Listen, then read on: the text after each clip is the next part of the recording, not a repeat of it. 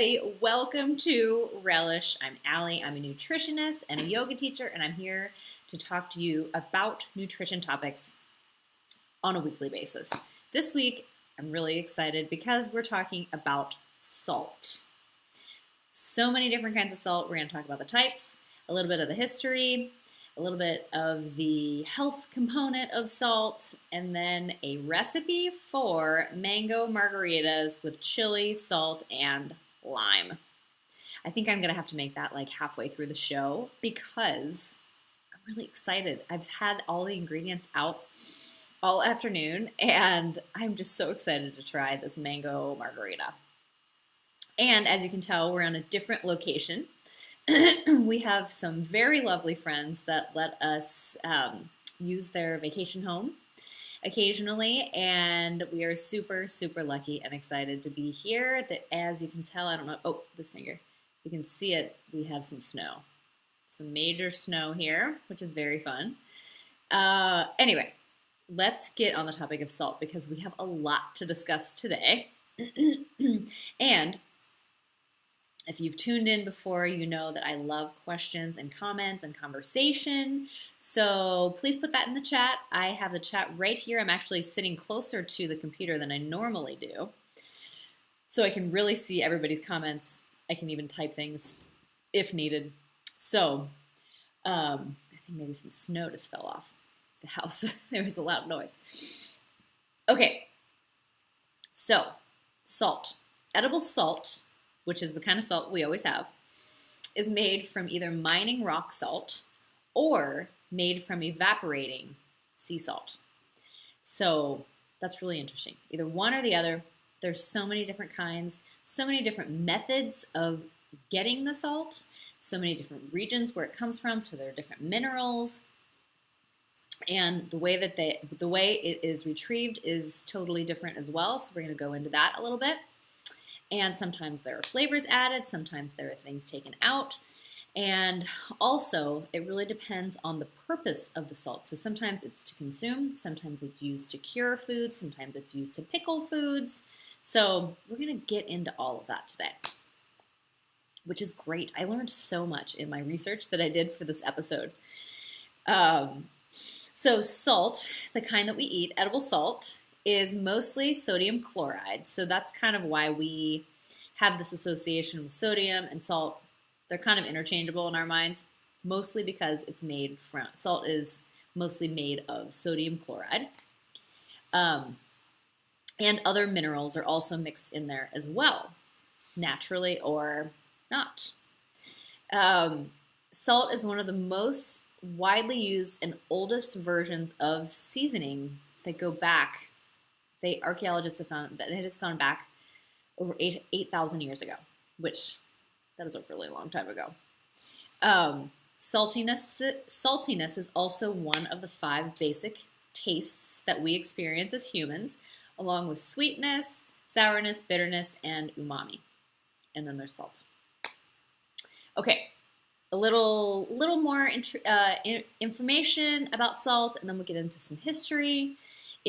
Salt is essential for our bodies. We all know that having too much isn't good, but it is necessary. There is a bare minimum amount of salt that we are supposed to get because salt helps maintain fluid in our blood and in our cells, and it also helps the small intestine absorb nutrients. So that is super important.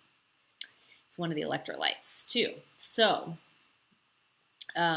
humans have always had to look in their environments for salt. I thought this was really interesting. In my research, it was talking about back in the hunter-gatherer time, the hunters were able to get enough salt from eating meat because the animals ate salt. But then when humans started got more into agriculture and farming and planting foods and things, they had to actually follow animals to find out where they got their salt because they weren't getting it enough from the actual plants and vegetables and everything that they were eating. So I thought that was really interesting. The Egyptians were the first to realize the preservation possibilities with salt. Salt draws the bacteria causing moisture from foods, it draws it out, so it helps preserve that, especially in meats. And agricultural, oh, excuse me, not agriculture, we already talked about that. So they would dry meats and put salt in them, draw out the bacteria, then they'd be preserved, which now these days that is done as well in like things like salami and parma hams and bacalao, like a fish. So all kinds of different ways to help preserve foods with salt, dating back to the Egyptians. Also, mummies were packed in salt as well for preservation purposes. So moving on to other parts of the world, the Shanghai province of China has a salt lake called Yangchen, and it was found that different groups used to fight over access to these salt reserves as early as 6000 BC, and they would take the salt from the evaporated lake at certain times of the year and use the salt for that, or use the salt for their consumption. And the Egyptians got their salt from the marshes of the Nile. And then early British towns used to cluster around salt springs. And I found out that the suffix wich, W-I-C-H, that you find in a lot of English towns like Middlewich and Norwich, the wich part meant that the area was associated with being near salt. Interesting. I didn't know that. So much to learn about salt. Okay, so we're going to dive right in. Maybe about halfway through, I'll make the recipe, have a taste, continue talking. Okay, so we're going to talk about 15 different kinds of salt. I'm going to do kind of a speed, but then in my research, I just kept finding more, and I kind of stopped at 15. I was like, that's kind of a lot of information. And I have 3 visual aids of salt. Okay, so the most common, I don't have the visual aid because we all know it, table salt. Table salt is, it is mined. It is made from rock salt. And it's very fine, which we know. And it is usually 97 to 99% sodium chloride, which we did talk about before. And then sometimes they add sodium iodide to it and other anti-caking agents so that it doesn't clump up. And in the processing and the purification of salt, sometimes iodine is taken out, and so it's added back in. So iodine, which is a form of iodide, helps prevent iodine deficiency. That's why it's added back in. So you can find on most table salt containers, it says iodized salt. So that is important for our body and our functioning. So that's why it's been added back in, because most people are having table salt. So that's that. Table salt. There we go. Let's move on. Kosher salt. Kosher salt, the grains are larger than table salt, and they don't have additives, so it doesn't have that iodine added back to it. So if you're looking for the iodine, maybe have some table salt every once in a while, or have a multivitamin that might have it in it. But just so you know, the kosher salt does not have it added back in. And I found out that not every brand that says it's kosher salt is necessarily like certified by somebody that can say it's kosher. So if that's important to you, make sure that it says that. The name kosher is actually refers to the type of salt that is used to make meats kosher. So that's kind of how it gets. It's called koshering salt, to make meats kosher. So that's why it's called that. And the texture is light but coarse, so it's definitely more coarse than table salt. And it dissolves really easily. So that's why it's a really popular salt as well. Okay, moving on. Sea salt. I do have that visual aid. These are very large crystals. Can you see that? It almost looks like ice. We had snow at our house and been icing and salting our driveway, so it reminds me of that. Okay, so this is sea salt. Sea salt is made from evaporating salt from seawater. Depending on the area, all parts of the world, there can be all different kinds of minerals, and The mineral content is different. The process is different. So there's so many different kinds out there. Let me see if I still have my container. No, I don't. The container that this came from. But sea salt is just kind of like the general term of salt. There's so many different kinds out there. We're going to go into some different ones as well. But this is just the general term for salt that has been taken from evaporating water from the sea, getting the salt from it. There we go. All right, next is, now we're getting into some more specific kinds. The sun just started coming out. First of all, it just started coming out, and then second of all, it just started coming into our house, which is really nice. I feel like I've got a spotlight on myself. Okay, so Fleur de Sel, which is the French word for flower of salt, is another type of salt. It was originally, the first time it was discovered or used or processed, I guess, was along the coast of Brittany, which is in France. And it's considered by some to be the Cadillac of salts because it's not crushed, it's not ground, but it's harvested from the top of saltwater pods along Brittany. And those top layers start to crystallize, so it's just kind of like skimmed off the top. It's lower in sodium, that's good, than regular table salt. And it has a higher mineral content, and it has a light briny flavor, apparently. You know, I don't know if I've probably had it like at a restaurant where it says it was added, but I don't know if I've ever actually like seeked it out to know that it has that briny flavor, but I thought that was interesting. And then other countries have the same version, like Spain has a version, Portugal has a version of this flower of salt. Called Fleur de Sel in Spanish, and there's also an Italian version as well. So yes, it definitely has the taste of the sea. Some people really like that. It's I guess the moisture content is really high, so it is also very kind of sticky. So it tends to stay on your tongue longer, which I thought that was interesting. But it's typically used as a finishing salt. Because of that. You wouldn't really want to put it in like a baked good as the salt that you need. Sel gris, which means gray salt, is also another version, or it comes from the processing of the Fleur de Sel. And so Fleur de Sel is the cream of the crop, the top layer, and then the sel gris, the gray salt, is what settles down as they are filtering it out. So the color is gray, and also it has a higher mineral content, and it's not as, I guess, as fancy, but it's still really good. So I guess the way that the one place that I looked said it goes like sea salt, gray salt, Fleur de Sel. So it's kind of in between like the general sea salt. Then there's the gray salt or the sel gris, and then Fleur de Sel. Interesting.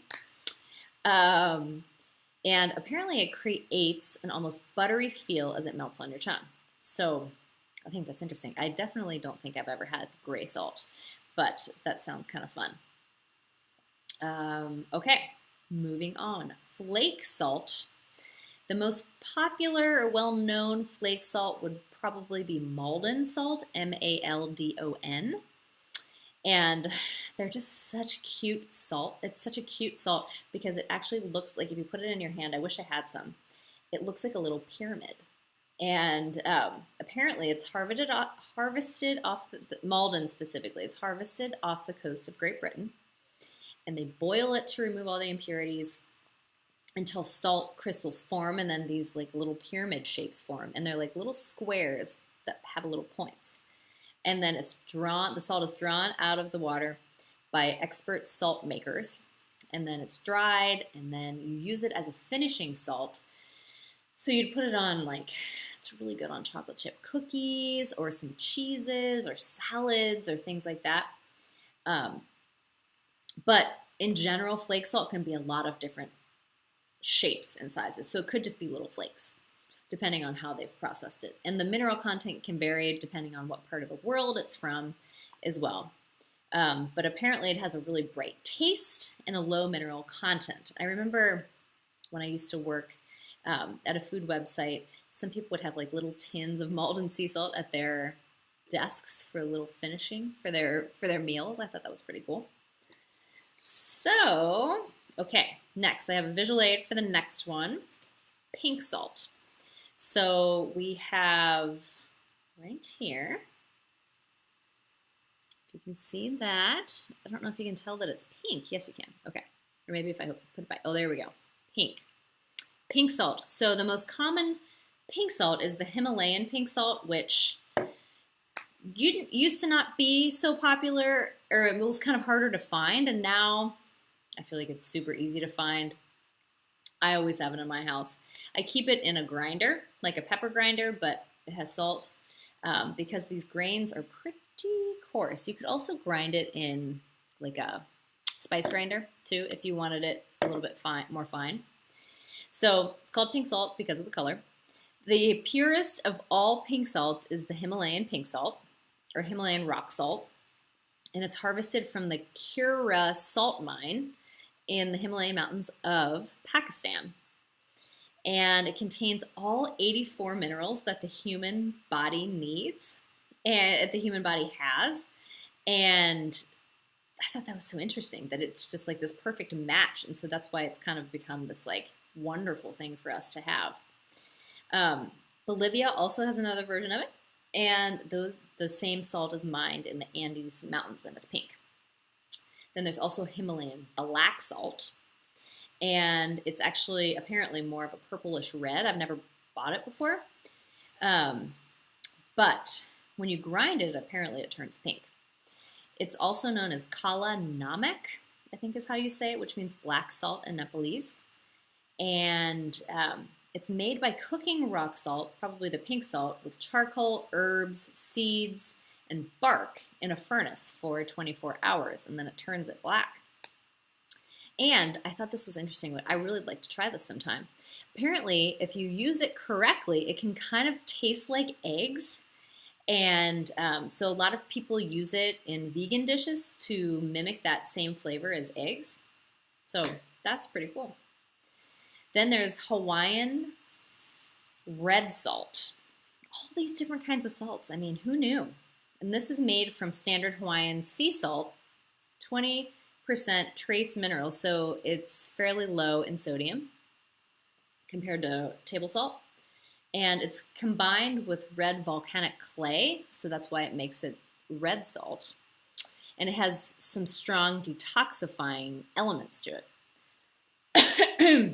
It's used in a lot of native Hawaiian dishes and historically has been used in religious ceremonies as well. It can add some color to a dish, which I thought that was kind of fun. And also, like I said, it's a little bit lower in sodium, so if you're watching your sodium, might be a better choice if that's something you can find. And then there's Hawaiian black salt, black lava salt.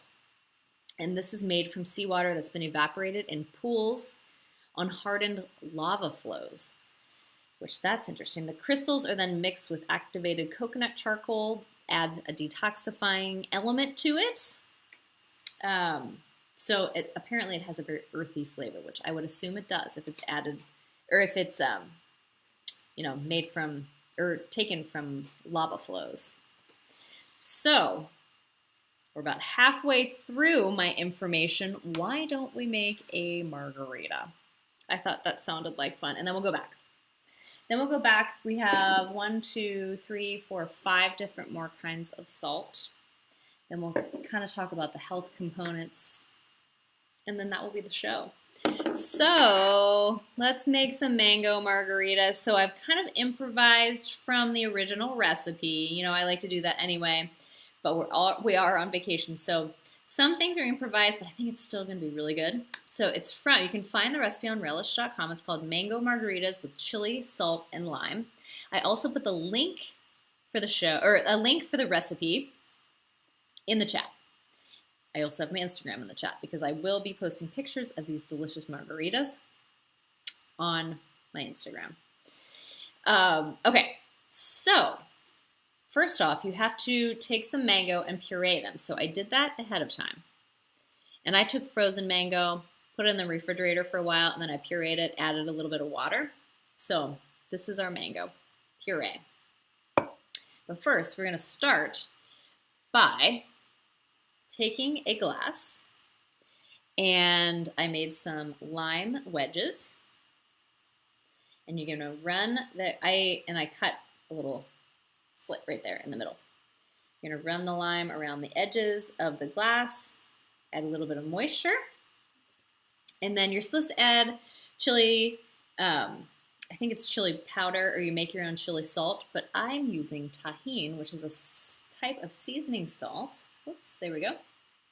Which is made, I was reading the ingredients before the show, made from chili peppers, sea salt, citric acid, dehydrated lime juice, and silicon dioxide. It's an anti-caking. But there we go. We've got a seasoned salt. We love tahine at our house. It's really good sprinkled on fruit. Okay, and then I have it on a plate, and we're just gonna twist our glass around the top.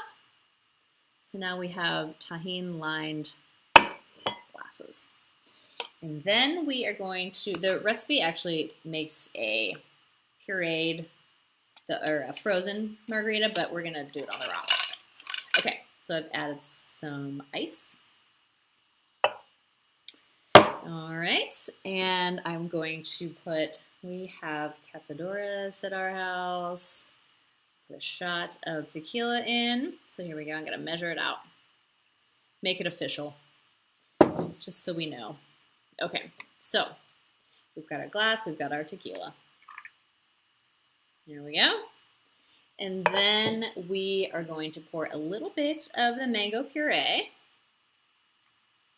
Ooh, that's looking good. And then I'm going to squeeze a half of a lime. We're supposed to add some sugar too, but I think the mango puree is going to be pretty sweet. So I've got, whoops, I was looking at myself in the video. Okay, I'm going to squeeze this in. I am sorry I cannot show you that I'm doing that because we're a little bit too far away.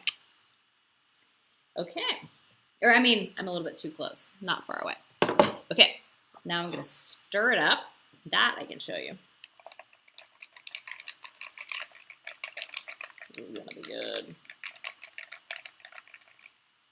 And put a little lime wedge on the side just to make it pretty. There we go.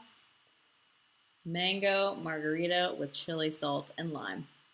Cheers. And I'll take a taste.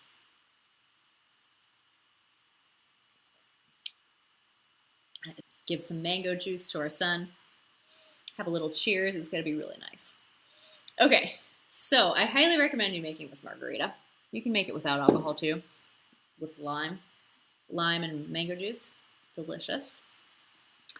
Okay, let's go back to 5 more kinds. I'm going to be really quick about that, talk about some health stuff, and then it's already time for the end of the show. Jeez. Okay, so then so we talked about Hawaiian black salt, was the last one we talked about. Now we're talking about Cyprus black lava salt, which is similar to the Hawaiian, but found and harvested from Cyprus, which is in the Mediterranean Sea. So these are also pyramid-shaped crystals, kind of like that Malden salt, formed during the natural solar evaporation, which I thought that was really cool. And they are also mixed with activated charcoal to give it that black color, also having that detoxifying component to it. So similar, but different parts of the world. And the next category is just flavored salts. So tahine could be considered a flavored salt, chili flavored salt. And then there's the herbes de Provence salt, which you mix the herbes de Provence, which, gosh, I think it's like, I can't remember what's in it now, but it's a very nice, but I think there's fennel and thyme maybe. But you add salt, or you add that to salt, so it gives it that, kind of dilutes the flavor of the herbes de Provence, but gives a little salty flavor. Really good. Celery salt, that's a really popular one that's used especially in Bloody Marys, giving it that like nice earthy flavor. And seasoned salt, so tahine is considered, I guess, a seasoned salt, but there's also like seasoned salt like the Lowry's or whatever you see. And that's typically used like in mixes like fried chicken or just rubs on meats and things like that to give it a flavor. And then there's Merlot salt, which is interesting, which gives a really nice color and flavor. I think that I've never had it, but I know that you can use it like in baking and things like that. Then a category of its own, truffle salt. Oh my goodness. There are white truffles and black truffles, and a lot of times they're just ground into tiny, tiny little pieces, added to salt to give the salt that flavor. Really good on popcorn. Love truffle salt. Okay, quickly, 2 more to go. Smoked salt. Salt has actually been smoked with different types of wood, like apple wood, hickory, mesquite, for up to 2 weeks, giving it that nice flavor. It's really good if you add it to savory dishes like chili or barbecue sauce, give it that smoky flavor. And last but not least, pickling salt. Really, it's very coarse, and it's really just used to pickle things like vegetables, not to be consumed by itself. So, there we go. So, basic nutrition stuff about salt. Salt is our biggest form of sodium that we have, which is why we kind of say salt and sodium are kind of the same. But some salts do have other trace minerals in them, like calcium, potassium, iron, and zinc. Iodine is often added, which we talked about. Yes, so salt is one of the essential electrolytes, important for fluid balance. We talked about that. Nerve transmission and muscle function. That's why if you've exercised a lot and sweat a lot, it's important to replenish your body of those electrolytes, salts included.